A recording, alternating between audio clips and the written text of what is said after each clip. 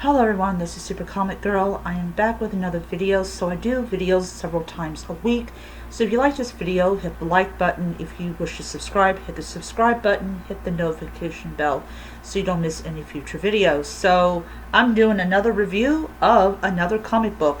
And this is DC versus Vampires. This is not a single issue comic. This is actually Coffin issues 1 of 3 of the blood-curdling new series.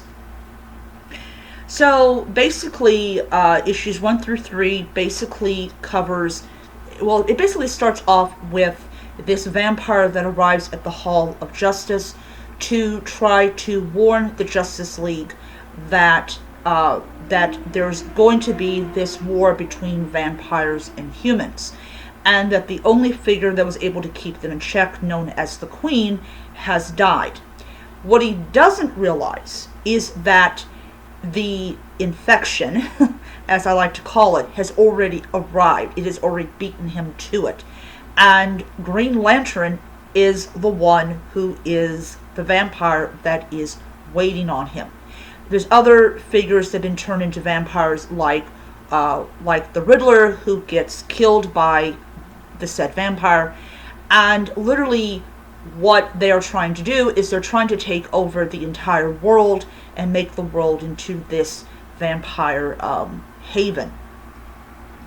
So you have all of these characters. You have Wonder Woman, who became a vampire. You have what's it hold on, let me look at it. Zatanna becoming a vampire, Nightwing becomes one. What's really interesting about this cover is that it is actually a recreation of the Lost Boys cover, and I really thought it was interesting. I don't normally buy DC comics because really they don't have any kind of interesting characters that I really like, but the idea that they have been turned into vampires to, and all this is really interesting. The series actually started last year. I think like December, something like that. But let me take that back. I believe it started last year or like this year. I don't know. I was actually doing a Wikipedia search and actually said 2021. So I'm guessing it started at the end of 2021. And actually, this one and its companion piece, which is issues 4 through 6, actually catches people up with the series. So if you guys have not read like 1 through 3, you can get this book and you can get caught up with issues 1 through 3. As I said, I got both issues because they had all of them. So I actually discovered about DC versus Vampires from one of the YouTube channels that I had been following recently, since I love comics and I want to see like what's coming out this week and everything like that. So that's why I follow the channel and I discovered it. They have another version of this cover that's all shiny and everything. I call them the shiny covers. The store I went to wanted $34 for, like 30, I'd say 35. I didn't want it because it's not because I didn't have $35 to shell out, but I'm just not really a fan of shiny covers. I don't like them. So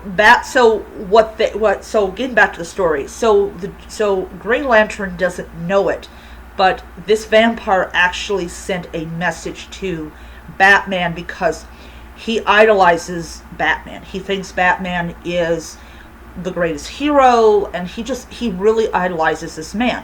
And he's impressed with him, for immortal, he's able to do all these things. And so he's like somebody to look up to. And so he goes and he sends the letter off to Batman, who gets it, and it's basically essentially the same warning that there's this war coming between vampires and humans. And these characters, the whole process of becoming a vampire has turned them evil. They literally are pure evil. Um, and it's like, you have Wonder Woman. And it's really weird about Wonder Woman and Green Lantern. They're vampires, but they don't burn up in the sun, which is weird because this guy was burning up. And literally, that's how Green Lantern killed this poor guy, was he burned him up. Just, this poor man, just, he was destined to die. It was just, into him. Into this poor, good-hearted vampire. He gets turned into a pile of dust. And they, in Green Lantern and Wonder Woman, they think that, oh yeah, we can take over the world and nobody's going to notice. But of course, as we progress on, he starts like, you slowly start having more and more members of the Justice League being turned into vampires. The Legion of Doom is dead, which is weird because I never thought that would actually happen. I didn't think the Legion of Doom could ever be killed, but apparently in this series, they got killed in the first issue. I'm like, damn. They could not hold up against that. But now that you have these superheroes that have the added ability to basically make your life a living hell, you're kind of hoping that Batman and whoever he's allied with actually does it. I am going to tell you John Constantine is in this series because it deals with the supernatural, and you can't have John Constantine and Dr. Fate, who is also in the series, you cannot have them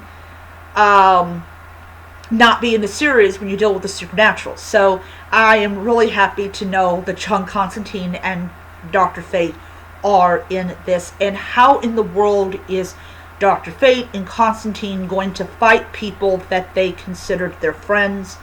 How, is John Constantine going to come up with some kind of magic spell that gets rid of the vampirism? I don't know. But it will be really interesting to see how it works out. I do plan on to get DC vs. Vampires issue number 7. The comic book shop I went to did not have issue 7, so I'm going to have to order it off of Amazon. I will be doing that today. I am going to be looking forward to issue number 8. I think I read it's a 12 issue series, so now that I have bought it and I absolutely love the series now, I'm definitely going to be buying the rest of them when they come out and all that wonderful stuff. So I give this book 5 stars. It's great. Loved it. Loved the whole idea of like the Justice League turning into like blood-sucking monsters and everything. But I really, really did feel bad for the poor vampire that ended up getting killed. But thankfully his message got to Batman, which is always a good thing. Even though I'm not much of a Batman fan, I still think it's great that the world's greatest detective got the message and everything. So I will see you guys around. I hope you guys have a really wonderful day. And until next time, read on, nerds. Bye.